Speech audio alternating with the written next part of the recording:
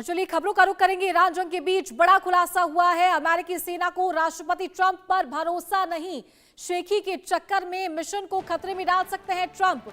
The wall street की report में बड़ा खुलासा हुआ है।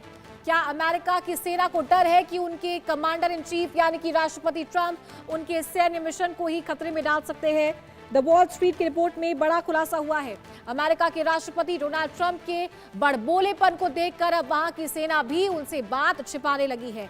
अब तक ऐसे सिर्फ कयास लगाए जा रहे थे, लेकिन ईरान जंग के बीच एक ऐसी रिपोर्ट सामने आई है जिसमें ठीक यही दावा किया गया है।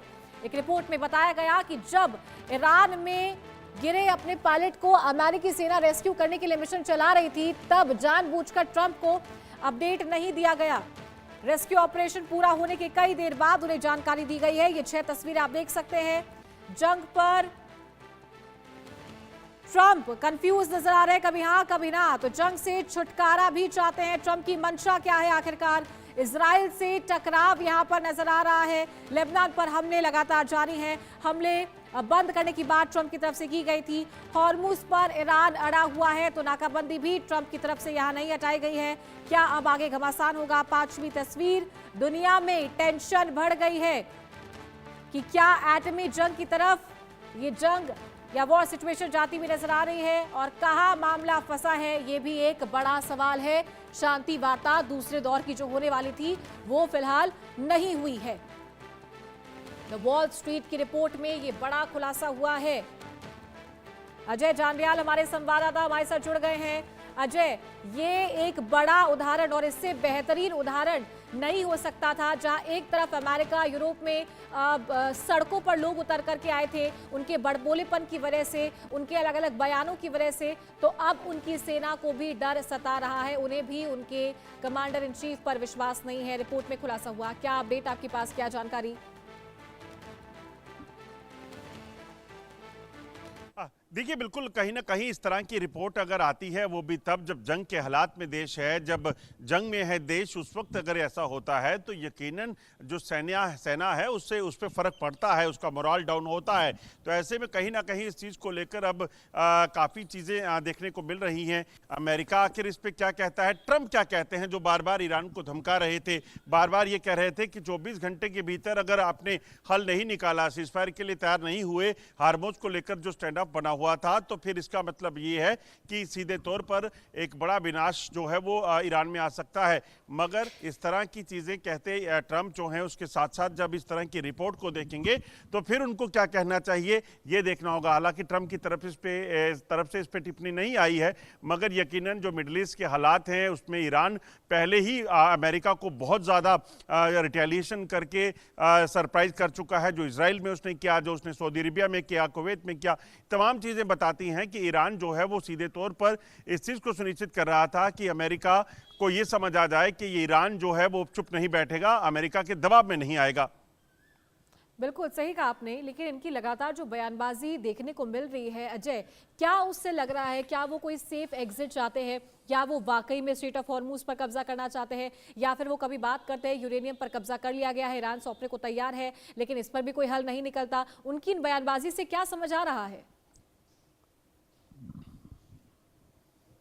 देखिए, इस वक्त ट्रंप की जो बयानबाजी है वो कहीं ना कहीं अमेरिका की क्रेडिबिलिटी को कहीं ना कहीं सवाल उठा रही है। आप सोचिए, ट्रंप ने जब पहले जंग शुरू नहीं हुई थी, अगर आप लगभग 2 महीने पहले के हालात को देखें तो उस वक्त क्या था, एक अमेरिका का डर था। जिस तरीके से वेनेजुएला में उन्होंने वहाँ के राष्ट्रपति को उठाया और रातों रात वहाँ पर अपना उन्होंने जो करना था ऑपरेशन उसको अंजाम दिया, उसके बाद अमेरिका की जो धमकियाँ थी उससे ये लग रहा था कि ईरान जो है वो पलक झपकते उसे तबाह कर देंगे।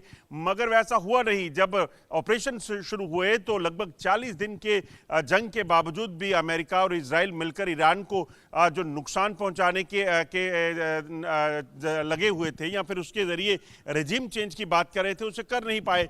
बेशक आप सोचिए कि अयतुल्लाह खमनेई जो है वो मारे गए, सुप्रीम लीडर जो थे, उसके अलावा उनके डिफेंस मिनिस्टर मारे गए, उनके कई जनरल मारे गए, साइंटिस्ट मारे गए, मगर ईरान जो है वो झुका नहीं और अंत तक लड़ता रहा। और अभी भी आप सोचिए, सीज फायर जब की बात चल रही थी पहले और दूसरे दौर की जो बातचीत हुई, उसके बावजूद भी ईरान पूरे तरीके से अड़िग रहा कि वो स्टेट ऑफ हार्मोज को लेकर अड़ा है तो वो अड़ा हुआ है। उसने लेबनान को लेकर जो कहा, उसने कहा कि लेबनान भी सीज़फायर का हिस्सा बने, और अगर अमेरिका, इजराइल जो है वो नहीं चाहता था मगर अमेरिका ने इजराइल को मनाया, और ट्रंप ने ये ट्वीट किया कि अब लेबनान में भी जो है वो सीज़फायर हो चुका है।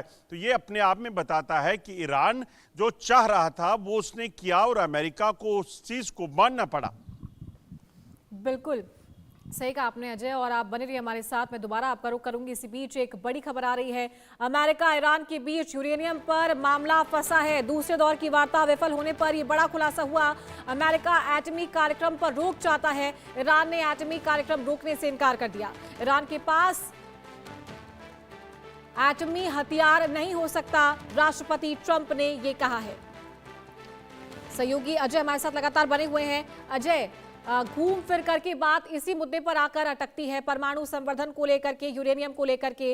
लगातार ट्रंप झूठ बोलते हुए आ रहे हैं कि यूरेनियम सौंपने को ईरान तैयार है, लेकिन ईरान भी लगातार इनकार इस बात से करता हुआ नजर आ रहा है। समझौता इस मुद्दे पर ईरान कभी नहीं करेगा, चाहे वो दूसरे दौर की वार्ता हो या तीसरी वार्ता हो, कितनी भी वार्ता हो। देखिए, एक चीज़ को समझिए कि ये खाली अब बात जो रही है वो बात सिर्फ यूरेनियम को लेकर नहीं है, परमाणु को लेकर नहीं है।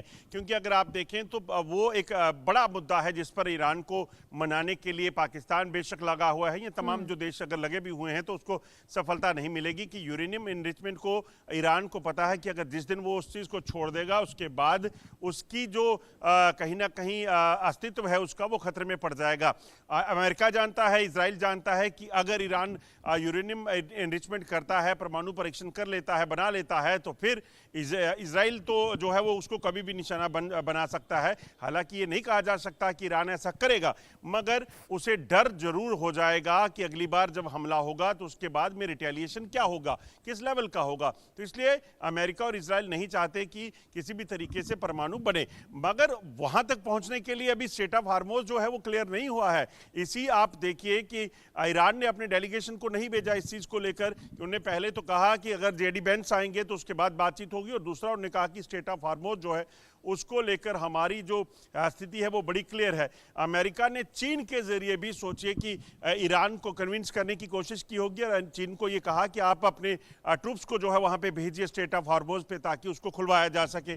मगर चीन ने भी अमेरिका को जवाब दिया कि हम इस मुद्दे पे शामिल नहीं होंगे, क्योंकि ये एक इंटरनेशनल वाटरवे है और इस इंटरनेशनल वाटरवे पे जो है वो ईरान का हक है। तो इसलिए उनकी जो हक है या उनका जो काम है हम उन्हें करने देंगे, इसमें किसी तरह की इंटरफेरेंस नहीं करेंगे। तो अमेरिका इस वक्त जो है मिडिल ईस्ट में जो करना चाह रहा था उसे करने में अभी तक पूरी तरह से ये कहा जा सकता है कि कामयाबी नहीं मिली है, और अमेरिका इजराइल मिलकर ईरान को जो दबाने का कोशिश करे थे उसमें भी अभी तक सफल नहीं हो पाए। ठीक है अजय, आप बने रहिए हमारे साथ। एक बड़ी खबर आ रही है, उसके बाद मैं दोबारा आपका रुख करूंगी। तो ईरान से जारी जंग के बीच भारी संकट में अमेरिका, युद्ध के बीच मिसाइलों का भंडार हुआ खाली। रिपोर्ट्स में ये सामने आए हैं, ईरान जंग ने ट्रंप की टेंशन बढ़ा दी है। सीज फायर बढ़ाने को ट्रंप इसलिए मजबूर हुए हैं, रिपोर्ट्स में ये सामने आया। पेंटागन की सीक्रेट रिपोर्ट में ये बड़ा खुलासा हुआ है। ईरान के साथ जारी 7 हफ्तों के भीषण संघर्ष ने अमेरिकी सेना के हथियारों के भंडार पर गहरा असर डाला है।